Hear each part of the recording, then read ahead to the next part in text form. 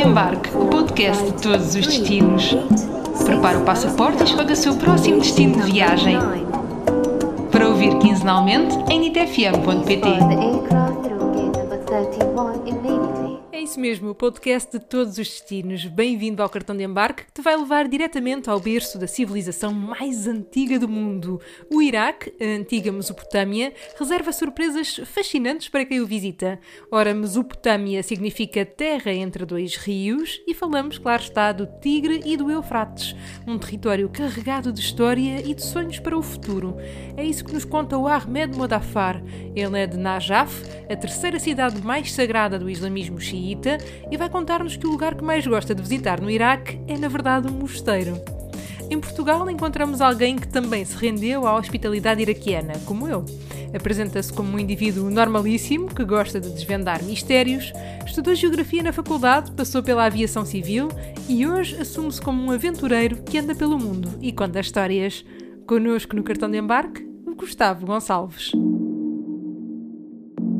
Amante da vida cotidiana, amante de aventuras e amante, sobretudo, de povos indígenas, já que eu tenho origens na América do Sul, mais precisamente na Venezuela. A minha mãe nasceu na Venezuela e aquilo que eu digo às pessoas é que sou mais um. Sou mais um e convido as pessoas para me acompanharem nas minhas jornadas pelo mundo e tento mostrar as coisas boas e as coisas más. Não pretendo lavar a cara de nenhum país, até porque isso é uma missão impossível, mas pretendo mostrar de que, de facto, há pessoas que nós em viagem podemos podemos estender a mão amiga. Acho que podemos fazer a diferença sei lá, essa pessoa. Eu lembro-me que agora, com a viagem ao Iraque, a revista Volta ao Mundo publicou umas fotos minhas do Iraque e eu lembro-me na altura que depois eu partilhei nas histórias do Instagram e disse que o mérito era todo do povo iraquiano e das pessoas iraquianas. São eles que tiveram esse mérito e não foi a minha máquina fotográfica, nem o meu talento para fotografar, isso é secundário. Eles é que foram os verdadeiros autores desses momentos. Vou pegar desde já no que estavas a dizer, não é? Nas pessoas, até porque fui acompanhando a tua viagem também, eu como muitas outras pessoas, e de facto achei impressionante aquilo que tu partilhavas, não é? As fotografias, a arquitetura, aqueles edifícios, mas essencialmente as pessoas. E porque também temos esse ponto em comum e gostei muito de te ouvir a falar sobre isto que realmente importa, não é? Que são as pessoas, e são as pessoas nos sítios que tu escolhes visitar. O que é que te transmitiram os iraquianos? A primeira coisa que me transmitiram foi felicidade e ao mesmo tempo dor. Isto é, se nós repararmos na história contemporânea do Iraque, o Iraque tem vindo a sofrer imenso, não só desde a invasão americana, mas também desde antes, desde a ditadura do Saddam Hussein. E aquilo que eu olhei para o Iraque é um povo com feridas. Foi a primeira vez em todas as minhas viagens que eu senti realmente dor. E eu já estive em vários países africanos, já estive em Moçambique, já estive na África do Sul, já estive no Quénia, já estive no Egito, nas zonas mais pobres do Egito, já estive em Marrocos. É, é uma ferida muito grande, mas mesmo assim eles preparam-se para o futuro. E a última story, uma das últimas stories que eu deixei antes de partir do Iraque, foi que eles não tivessem medo, que não tivessem medo do futuro, por mais incerto que esse futuro fosse. E eu vou-te dar o caso do meu guia, que ele tem uma página no Instagram e tem uma empresa de turismo no Iraque, que é Iraq Adventures, que é o Fahad. Já falei do Fahad também.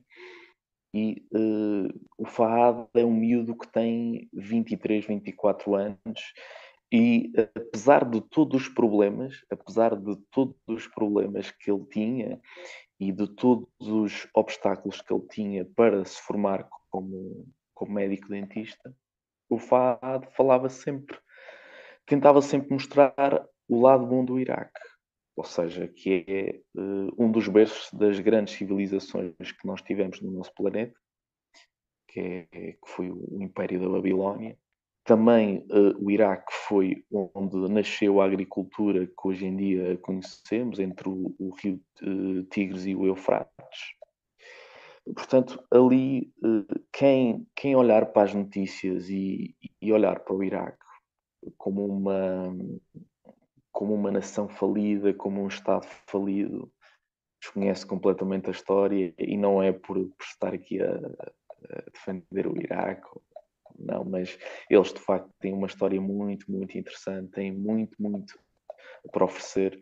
Ainda o Iraque formou e continua a formar imensos talentos pelo mundo, seja médicos, engenheiros, etc. Portanto, nada está perdido no Iraque, eles têm um caminho muito difícil, mas eu penso que no meio de toda essa tempestade pode haver um futuro. Foi muito interessante porque conseguiste aqui, de uma maneira muito interessante, mas simples, não no sentido pejorativo da palavra, dar-nos aqui uma pequena retrospectiva daquilo que, enfim, são coisas, fatores, partes essenciais da história do Iraque e também do mundo.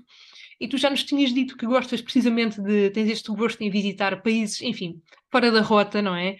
É também por aqui, foi este passado ancestral do Iraque que te fez querer visitar este país, porque infelizmente é um país que, por todas as razões que já enunciaste e mais um par de outras, é muito, infelizmente, muito reconhecido por muita gente, e especialmente no mundo ocidental, pelos piores motivos, não é? Pelo conflito tão recente, enfim, por tudo o que também está para trás. Foi isso que te levou até lá? O que me levou ao Iraque foi também uma questão profissional, mas sobretudo porque quando eu estava na escola eu tive um professor de estudo do meio em que ele falava muito desse berço da agricultura que tinha sido entre o Eufrates e o Tigres.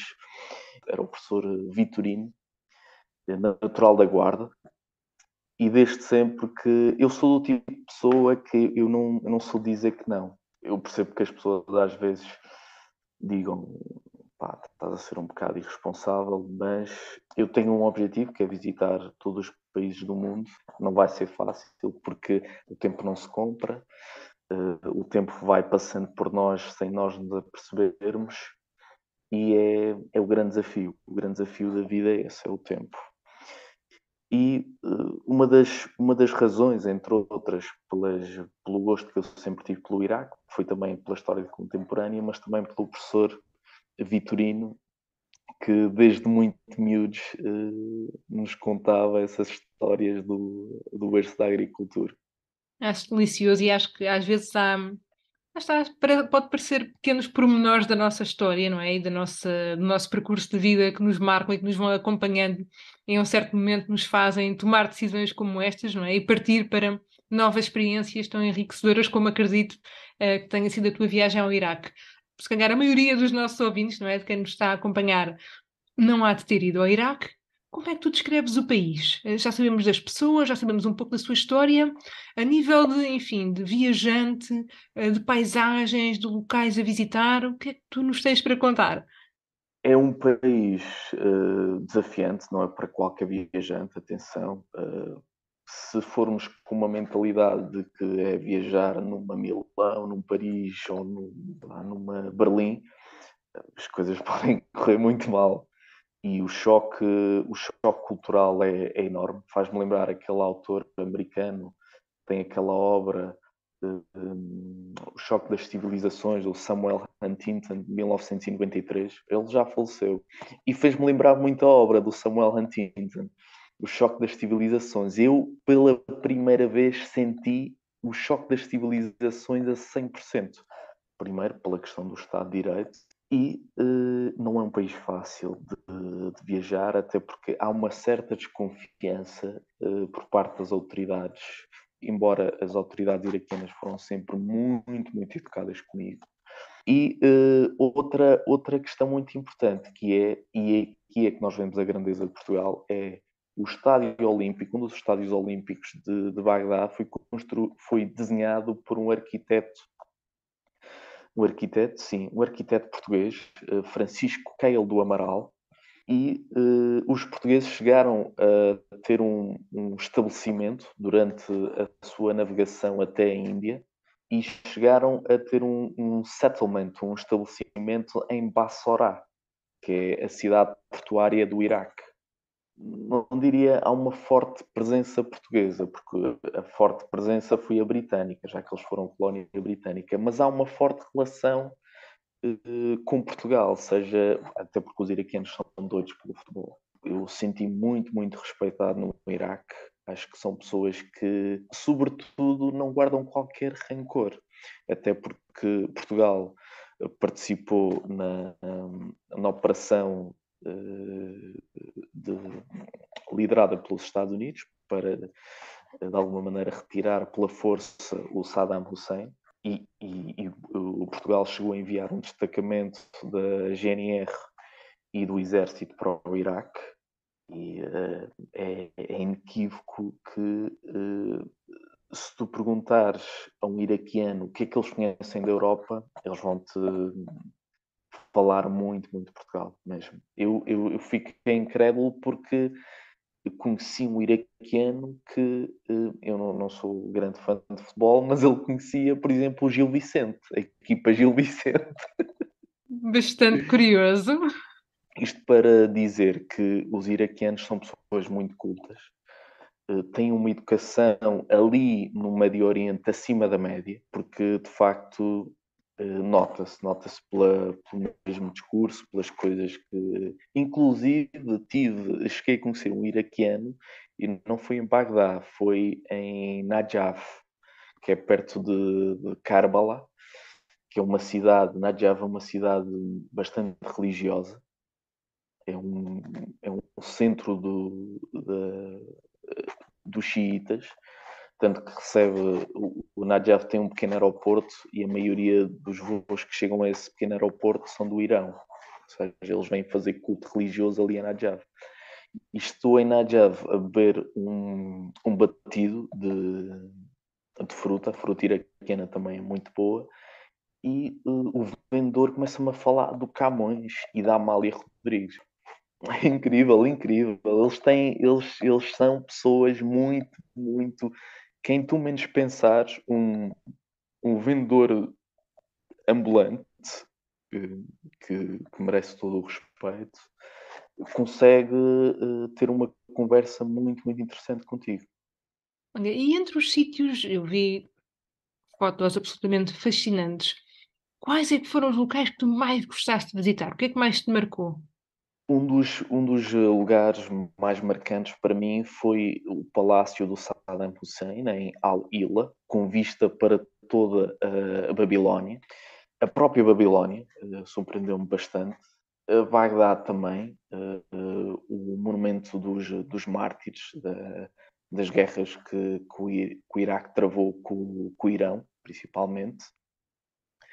E Kerbala e Najaf também bastante. E por último, Bassorá também. E algo que também me marcou bastante foi o aeroporto de Bagdade. Que eu lembro-me que era muito miúdo e eu vi imagens dos americanos entrarem pelo aeroporto de Bagdade, até porque havia suspeitas de que havia vários cabecilhas do regime do Saddam Hussein que estavam ali escondidos, até porque o aeroporto tinha um bunker, enfim, era um sítio muito estratégico. E tanto que o aeroporto depois só entra em funcionamento anos depois, porque os americanos utilizaram o aeroporto internacional de Bagdá como ponto estratégico para as suas operações. E eu estava ali na porta de embarque e eu vi esta arquitetura na televisão, eu vi estas imagens na televisão. É aquele instante, daquele segundo, em que te apercebes que estás em locais históricos. E história é o que não falta no Iraque. Dos capítulos mais negros da história recente até ao passado mais longínquo. Ali, onde a humanidade começou a ler, a escrever e a viver em cidades sob um governo organizado, tal como aconteceu em Uruk. O Ahmed também nos fala desta antiga cidade da Suméria, a leste do Eufrates, de onde parece derivar o próprio nome do país. Realizou o seu sonho e hoje mostra-o a cada vez mais estrangeiros, gente que desafia a narrativa da insegurança e ruma ao Médio Oriente para descobrir o Iraque. Abriu-nos as portas num rasgo de esperança, acreditando que tudo se pode resolver e que se vivem anos de mudança e de oportunidades. A regular Iraqi that I had a dream. And I always wanted to make some change, not to complain about it. So it started a few years back. Well, I basically started 2018, 19 almost. Tourism was kind of forbidden in Iraq. Iraq was totally closed for itself. It was just a time after terrorism and ISIS. It was the country was starting to be stable again. And we had our teachers from the US in my city, who was the American Institute. So I always wanted to show them around. I always wanted to see the places myself because I only heard about them, not going. And then from there, it started as a business. But at the same time, I still, I feel like I'm the tourist. I feel like I'm still impressed by the reaction of them, about how they were just texting me before they come. It's like, Ahmed, you sure it's okay? You sure it's safe? And then when they come, they'll be just surprised. For example, walking around in Baghdad at 2 a.m., 3 a.m., going eating breakfast 5 a.m. They were like, you sure like no one gonna come and steal something from us or mug us or this kind of stuff? I was like, because personally, I'm as Iraqi before the country became just more open, I did not have this idea in my mind. Like I was just always going around with my friends early morning, and nothing would happen, and nothing happened to my friends or anyone that I know. So I was surprised how surprised they were by like, it's okay, it's safe. I mean, we are in Iraq, and now the country, like, thank God, the country is receiving more and more tourists. Like the museums and the sites were completely empty. Like you enter a site that is BC, basically 1,000 years old BC or like thousands. And I would go there and I was like, how come that no one knows about this place?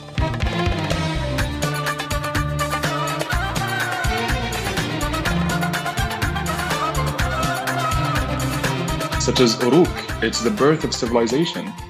It's the first place where they found the letters, like 4,000 BC and these kind of stuff.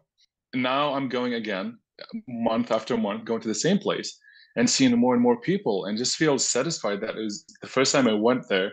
No one knew about the place. No one knew this place existed. And now, like, the numbers are doubling. Like the Iraqi Museum, last time I've been there, it's the National Museum in Baghdad. It was bustling. Like you go there, like you see all the nationalities, Asians, Europeans, different nationalities, and it just gave me a big satisfaction. And strictly connected to this, in the beginning of our conversation, you mentioned that you wanted people more or less like this. You wanted people to understand Iraq and to know Iraq in the proper way. How would you describe Iraq? You know, for someone like me that has never been there, unfortunately, but that's going to change for sure. But how would you introduce this amazing and ancient country? I would say one word to describe it: underrated. So, of course, if I'm a local and I did not know that we had places where the first civilizations, first letters, first etc. And I did not know these places existed in the south and in the north in different places. So how would I expect the people from outside the country would know about it? So it feels sad that Iraq has so much to offer from the south, from the Gulf and the marshes, hot, warm weather all the time, to the north, to the mountain, to the green sceneries, and it's just completely different. You can experience all the four seasons in Iraq. You can see the desert. You can see forest in the north. You can see marshlands, which is like it's now officially like a historical site from the World Heritage, and to the center, Baghdad, which is the second largest capital in the Arabic countries after Cairo. and to the religious sites in the central of Iraq and in the north. It feels a mix that no one would understand it until they experience it. Like you go in one street, you would see a church, and next door there's a mosque, and then the temple, different for different religions. For example, Yazidis, and it's still active. Like you go there and you still see people. And like when I go there, and I'm from the south, I go there, and then it's still like I enter any kind of these places, and I'm always welcome. It's the diversity that is mostly that I until this moment I just find it really interesting that you can see all of these together within one country, and the country is not like, let's say, China or Russia, like extremely massive. It's kind of normal sized country, but still you can see so much. You can see so much. I'm listening to you, and I think this is so important that we are having this conversation, and I'm super glad that I managed to, and that we managed to have this conversation and to prepare this episode for the podcast. And thank you for that once again. And you told us that you are from the south, right? Where exactly are you from? Thank you actually for this opportunity, and I appreciate it. Well, I'm from Najaf. It's not south and it's not central. It's kind of something in between. Maybe I'll give you a small background about it. It's mostly a religious city. Basically, since I was born, I was going to the holy shrine of Imam Ali and to the old city, and I find like until this moment, you see all different kind of people going there for religious purposes. It's like 2 hours driving from Baghdad. Well, it's big, but the central city, it's like occupied, I don't know, like 5% of the government. But it's until the Saudi border. But most of it, it's desert. That's the occupied part of it, the top. And from all these places, all these, I believe, different regions, and you already described to us all the different landscapes that we can find. Well, among all these, what are the places you think and you believe that people should really visit while in Iraq? Oh, I would say one of the highlights that you definitely should visit when you come to Iraq, at least one of the holy shrines, because there are many, and the marshes. And if you can make it to Uruk, then perfect. It's a little bit of a detour, but it's totally worth it. Uruk, basically, it's a theory saying it's one of the reasons that Iraq now it's called Iraq because of Uruk. Is the first civilization, so it's absolutely worth visiting. And I would say Mosul for sure. Mosul is, for me personally, I feel like it's a city of hope because I was there in 2019 or 2020. It was devastating. It was really devastating. Like going seeing the city, like historical houses and historical places, it's all destroyed.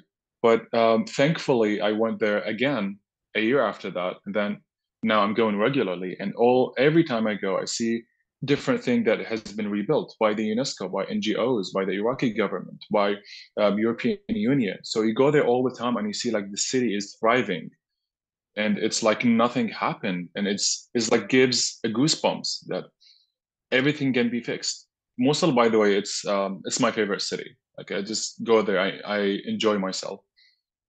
Baghdad for sure. Baghdad needs a lot of time to discover. It's massive, but I would say at least 1 or 2 days just to summarize the place basically. Kirkuk for the diversity. Like you go there, you see Turkmen, you see Kurdish, you see Arabs, you see Muslim, Christians, and from all different Iraqi religions, basically. I call it small Iraq. Um, and Iraqi Kurdistan, the citadel, because it's super green and with the mountain scenery and lakes. Apart from Mosul, what is your favorite place? Oof. If you would say one of my favorite places, yeah, that is between Mosul and Erbil, it's a monastery, Marmeki Monastery. It's top of the mountain. You go there, and I attended so many masses, even though my name is Ahmed. I'm obviously everywhere I go is like obviously Muslim, but I attended there, and it's one of the most gorgeous places I've ever been in my entire life. You go there and it's so isolated. It's top of the mountain, and it's ancient. Like it's, I think 1,200 almost years ago they built it there. Thankfully, it's hasn't been touched, and I'm so grateful for that. Well, other than that, Babylon, I mean, maybe Kirkuk. It's really hard for me because every place it means something, and when you go, for example, this place, it feels the diversity. This place feels the nature. This place feels the ancient side of the country. Like it's super hard. We could totally notice that, but I think that's great, you know. What about Iraqi people? What can you tell us about Iraqi people? For so many people, I would say, imagining a nation that was in prison for 30 years, over 30 years, since the 80s from the war, Iraq has been completely isolated. Nothing connected to the outside world, same as right now we see in maybe North Korea. I don't know exactly what's in North Korea because no one really knows, but I would guess it was that way for the 80s and the 90s under siege, and then the invasion 2003, and then ISIS. But I would say that is affected the Iraqi people a lot in the aspect of they don't really know, like, for example, how to deal with foreigners. Not in a bad way, but they always be surprised, like, oh, you are European, you are in Iraq. They'd be always surprised, like. But I would say it's changing, like, especially I would say the young generation. Like, you would see a big gap. It's the change from a generation that has been under siege and locked away from the world for over 30 years, and now everything is available. You have internet, and you have satellite, you have TV. No one would ask you about it, because in the past it was nearly impossible. Especially even the 90s, late 90s, which was TV and everything was normal, but in Iraq it was actually a crime that it can lead you to the death row. But the good thing that you always see like the genuine welcome.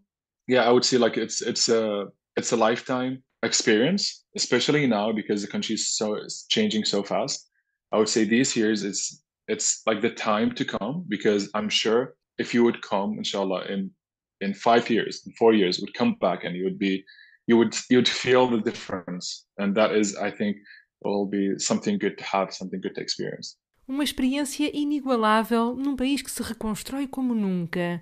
Depois da invasão pelos Estados Unidos e do Estado Islâmico, o Ahmed conta-nos que o país começou a ser estável e que é cada vez mais procurado por viajantes. Diz-nos que temos mesmo de visitar pelo menos um dos santuários sagrados. E eu diria que o santuário de Imam Ali, na sua cidade natal, parece ser impressionante.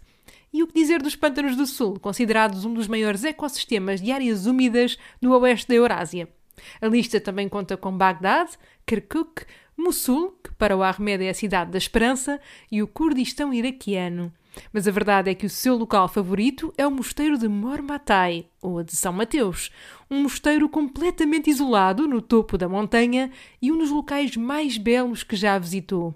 Do mosteiro para a mesa, há pouco o Gustavo falou-nos sobre as frutas do Iraque, e é claro que eu quis saber mais e perguntei o que é que ele provou por lá. Praticamente todos os dias eu comia algo do Iraque. Comia o prato tradicional iraquiano, que é o masgouf, que é um género de peixe. Também muito kebab iraquiano, que é um bocadinho diferente daquilo que nós temos hábito da Turquia ou do Líbano, porque em Portugal aquilo que nós conhecemos como kebab é mais influência da Turquia e do Líbano. Em Lisboa, sim, tanto em Lisboa como no Porto não passa disso, mas o kebab iraquiano é completamente diferente e é muito bom também. É muito bom, muito iraquiano. Falámos aqui, aprofundámos um pouco, ligeiramente, várias questões, várias camadas daquilo que é o Iraque, daquilo que é património, daquilo que é gente, daquilo que é paisagem, não é? E daquilo que os viajantes podem encontrar por lá. Falámos também sobre as questões da história contemporânea, não é? Um passado muito recente, também das cicatrizes que ainda se vivem. Afinal de contas, tu sentiste-te seguro no Iraque?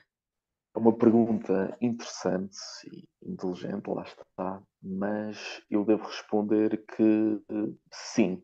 Sim, na minha perspectiva de viajante. Isto é, eu já estive em países, eu diria, mais inseguros que o Iraque e eu senti-me seguro e seguro sobretudo pelas pessoas. As pessoas cuidam de ti, as pessoas importam-se contigo, estão sempre dispostas a ajudar-te, a estender-te a mão, a perceber se te sentes bem, se precisas de alguma coisa, se a experiência está a ser positiva. Isso é muito importante para os iraquianos, que é eles não, o objetivo deles não é limpar a imagem do Iraque, até porque é difícil limpar a imagem, é que 99% das imagens que chegam aos nossos ecrãs desse país é de uma absoluta instabilidade, guerra, enfim, tudo aquilo que é um conflito, até parece um conflito sem fim,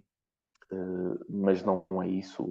Os iraquianos querem o mais rápido possível ter uma paz eterna, que obviamente que é algo muito desafiante, tendo em conta as etnias, as vertentes do Islão que há no Iraque e também a questão do Kurdistão, não é? Que os curdos são um dos povos mais perseguidos do planeta, diria depois dos judeus, não é? Agora, eu senti-me seguro, sobretudo pelos locais, pelos iraquianos. É um povo muito, muito querido, é um povo muito amável. أكرهها وأشتهي وصلها وإنني أحب كرهي لها. É um país seguro e eles têm muito cuidado com os estrangeiros. Eu vou contar aqui uma situação que até nem contei muito nas redes sociais, mas antes da minha partida para o aeroporto, eu sou chamado à recepção do hotel e eles queriam tirar novamente uma foto do meu passaporte. E foi engraçado. Eu no início fiquei, mas depois começamos a rir. Começamos todos a rir.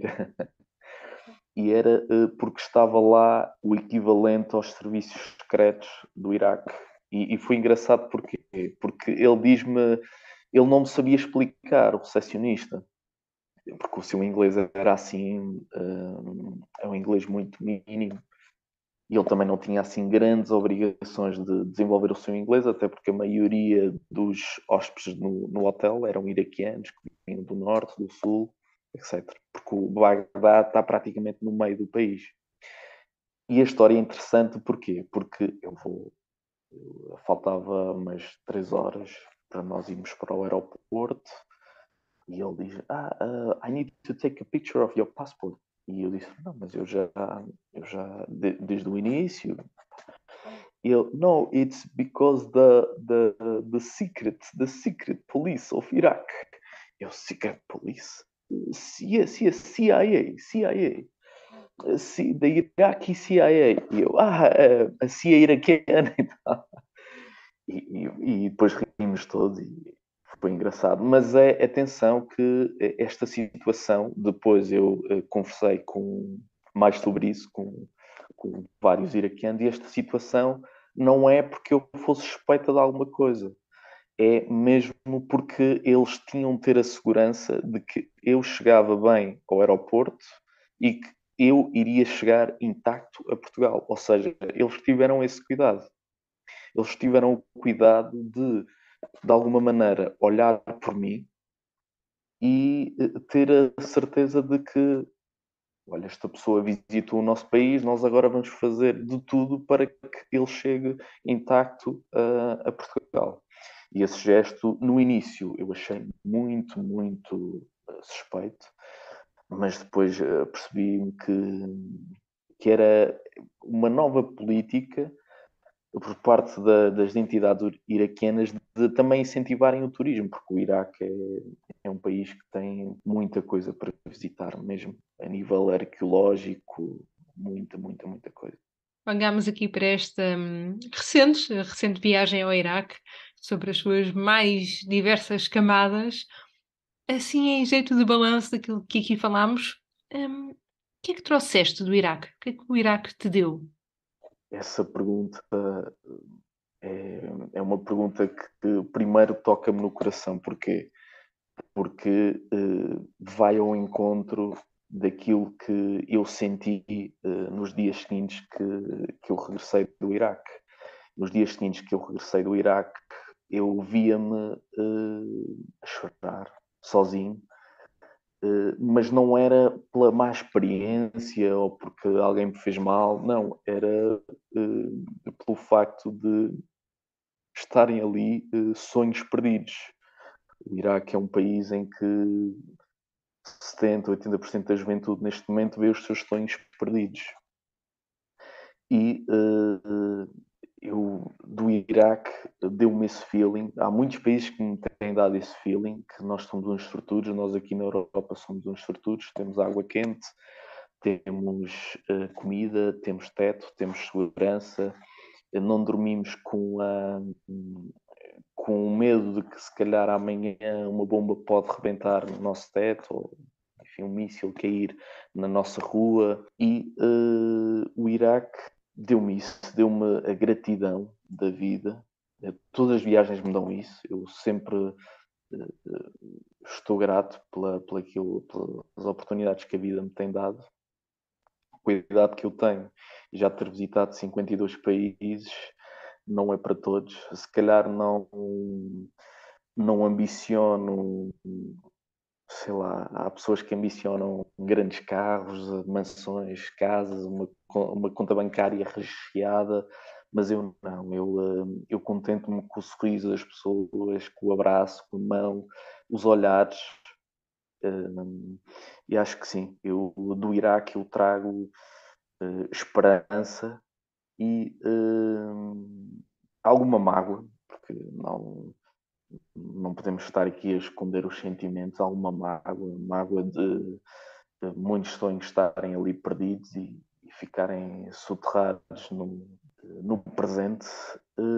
Mas o Iraque fez-me crescer como pessoa e o Iraque foi o meu 50º país, não é? E foi um marco também importante nas minhas aventuras de viajante, e eu acho que é essa o pequeno, o médio ou grande legado que nós vamos deixar ao mundo. É a maneira como olhamos para as pessoas, e só tenho a agradecer aos iraquianos que me receberam da melhor maneira e fizeram com que a minha viagem fosse inesquecível. Uma viagem e um episódio inesquecível sobre um país e um povo do qual ainda sabemos tão pouco. Obrigada ao Ahmed e ao Gustavo por se juntarem ao cartão de embarque nesta missão de dar a conhecer o que tantas vezes fica por dizer. Quanto a nós, até ao próximo destino.